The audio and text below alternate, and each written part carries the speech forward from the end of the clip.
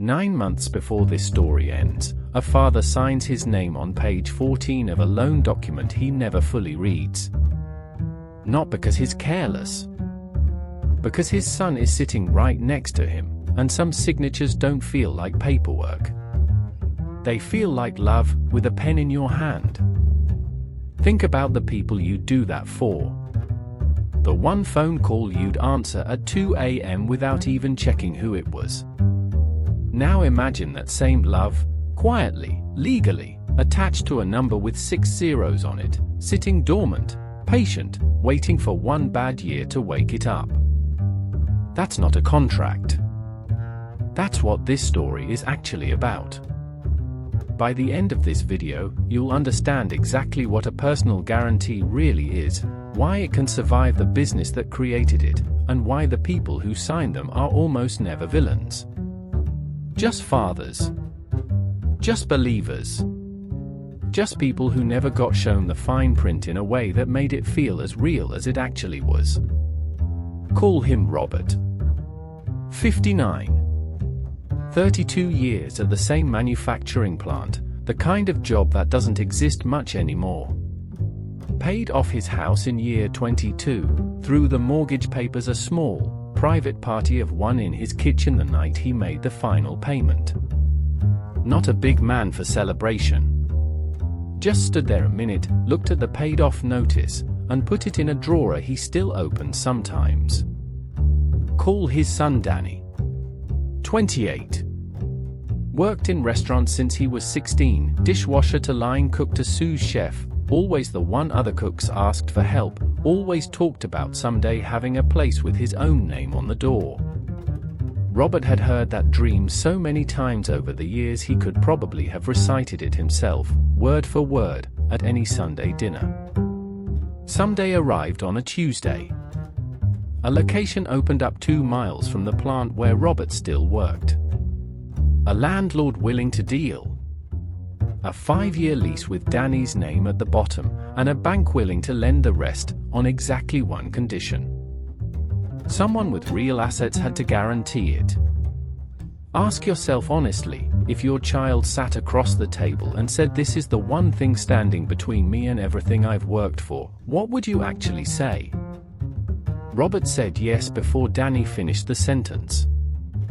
Here's what almost nobody explains at that kitchen table, and it's the entire hinge of this story. A personal guarantee isn't a formality.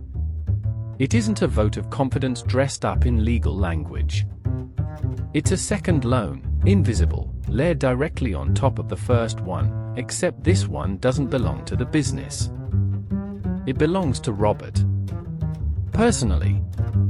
Forever, until it's paid.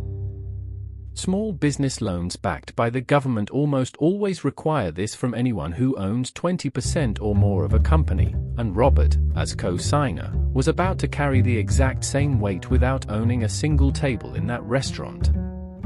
Most guarantees like this one are unlimited. No cap.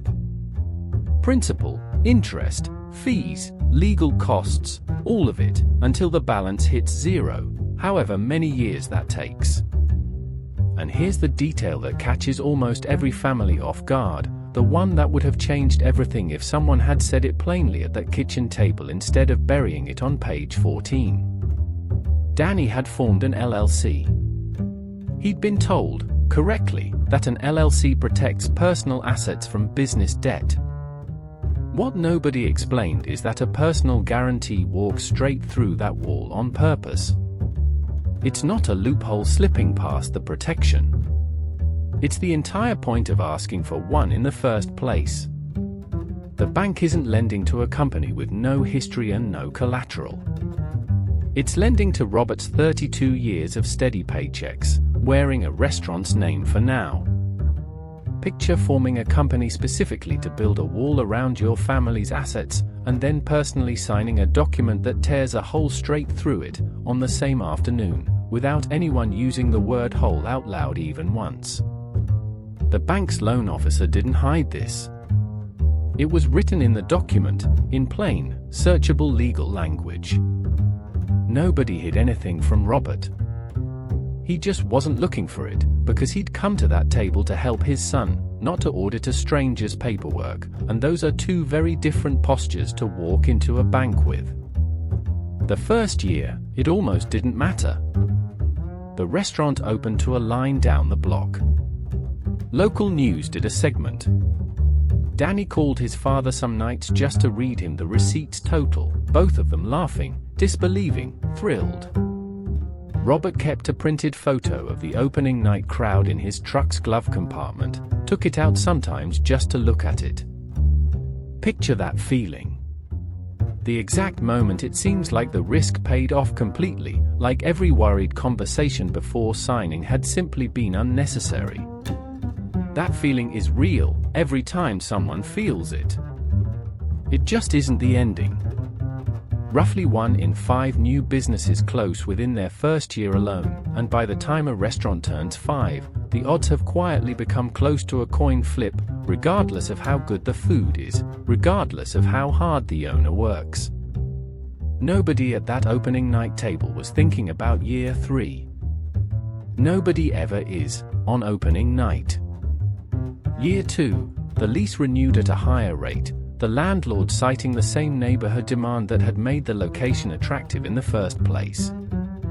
Year 3, a supplier raised prices twice in one summer, and a new restaurant opened 2 blocks away with a bigger parking lot and a louder marketing budget.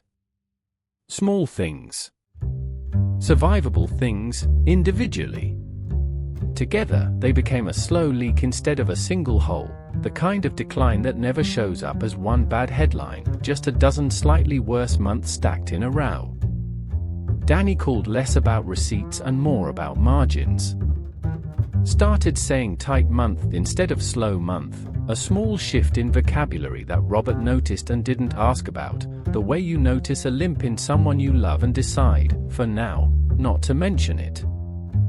Robert started transferring small amounts, quietly, to cover a payroll week here, a vendor invoice there. Nothing dramatic. Just a father doing what a father does, one manageable feeling withdrawal at a time, each one small enough on its own to never feel like the decision it actually was. Here's the part worth sitting with. Robert wasn't making one big reckless decision.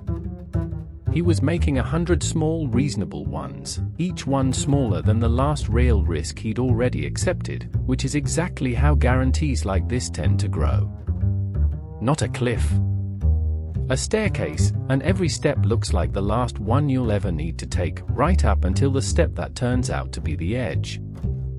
If you were Robert, at step 40, having already taken the first 39 without incident, would you have known which step was the one that mattered?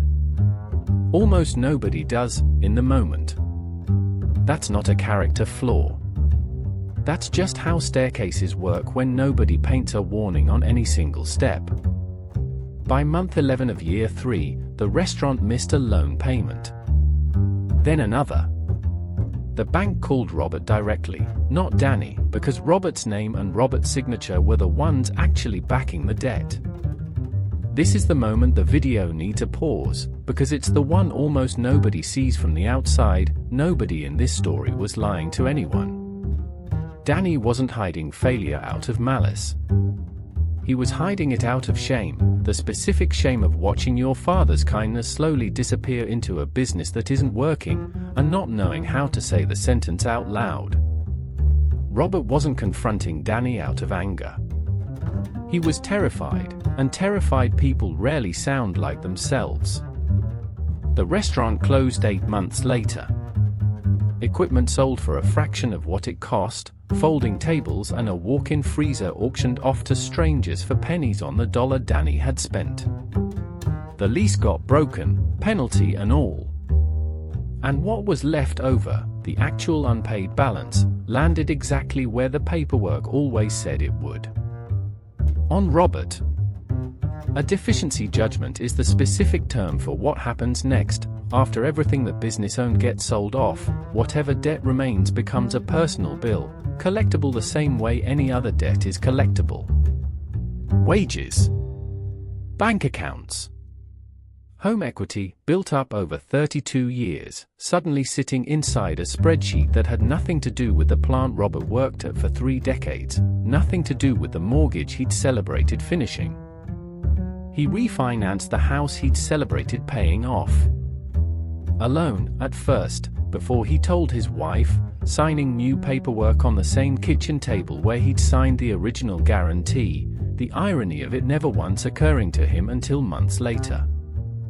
That conversation, when it finally happened, is where this story actually breaks. Not because anyone raised their voice. Carol found the refinance paperwork by accident, folded inside a drawer where the old paid-off notice used to sit alone. She didn't confront him that night. She waited until the next morning, coffee made, both of them sitting at the same kitchen table where all of this began. "How long have you known?" she asked. Not a question, really. A door, opening slowly. "About a year," Robert said. "It got worse a little at a time. I kept thinking the next month would be the one that turned it around." Carol was quiet long enough that Robert almost filled the silence himself, the way he always did when a conversation got uncomfortable. He didn't, this time. He let it sit. "Why didn't you tell me before you signed it?" she finally asked. Not after it started collapsing. Before. He didn't have an answer that made either of them feel better. The honest one was smaller and harder than any excuse. Some part of him had known, quietly, sitting across from Danny that first Tuesday, that Carol would have asked exactly the questions the bank never made him answer out loud. What's the actual worst case? What happens to this house if it goes wrong? Not because Carol didn't trust Danny. Because Carol had never once mistaken love for collateral, and Robert, for one Tuesday afternoon, had. Picture being on either side of that exact sentence. The one asking it, watching 30 years of trust do the math in real time. The one who has no honest answer, and has to sit there while she finishes doing it. Danny stopped coming to Sunday dinner as often after that. Not because anyone told him not to. Because sitting across from the house he'd nearly cost his parents made the food taste like something else entirely, and because he'd overheard just enough of one hallway conversation between his parents to know exactly what it had cost, in numbers he was never supposed to see. Robert never once said the words "you did this to us." He didn't have to. Some sentences get said by an empty chair instead of a mouth. That's the actual cost in the title of this video. Not the money. The distance that grew in the space where easy conversation used to live. So what does it actually mean to separate the love from the liability before the kitchen table moment ever arrives? It starts with a distinction most families never make out loud. A gift and a guarantee are not the same act of love, even though they can come from the exact same motivation, spoken in the exact same tone of voice. A gift has a ceiling. You can only lose what you handed over, and once it's given, the math is finished. A guarantee has no ceiling at all unless someone specifically negotiates one, which means the actual act of love being offered needs to be named honestly, in real dollars, before any signature happens, not discovered in real dollars 3 years later.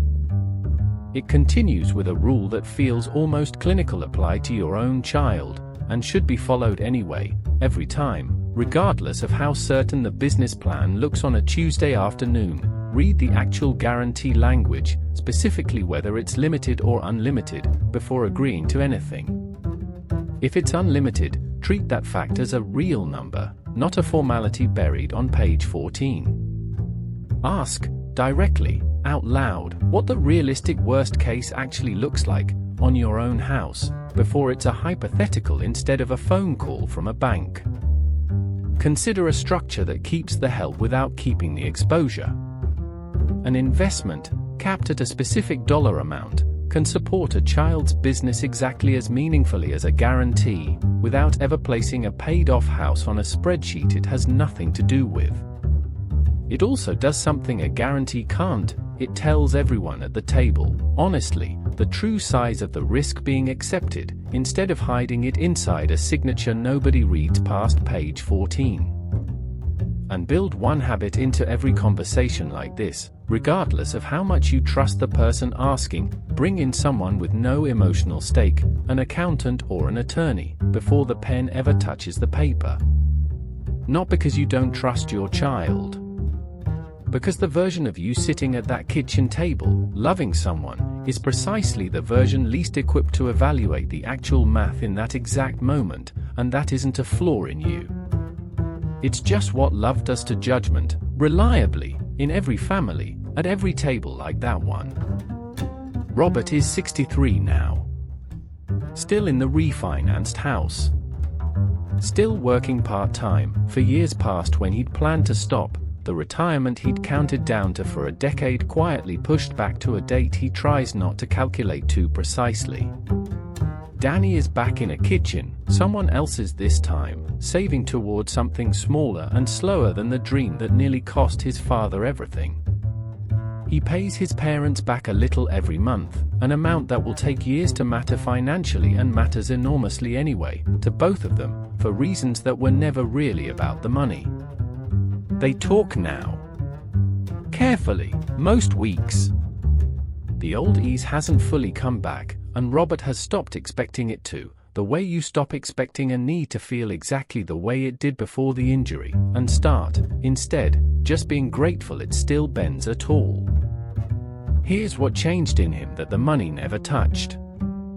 He still keeps that photo from opening night in the glove compartment. He never took it out, not once, not even in the worst months. Not out of anger. Because the night in that photo was real, the pride in it was real, and the love that made him sign page 14 without reading it was real too. All three of those things can be true about the exact same signature. What Robert lost was never his belief in his son.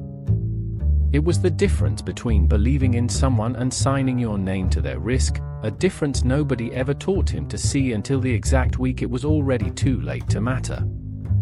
Somewhere tonight, another father is sitting at another kitchen table, pen in hand, a son or a daughter beside him, certain this is simply what love looks like on paper. It doesn't have to cost what Robert's cost. The pen is the same pen. The love in the room is just as real. The only thing missing, in almost every version of this story, is 30 seconds spent asking one honest question before the signature, instead of one honest conversation, years later, after it. Love was never the problem. Nobody had ever shown him where love was supposed to stop, and the signature was supposed to begin.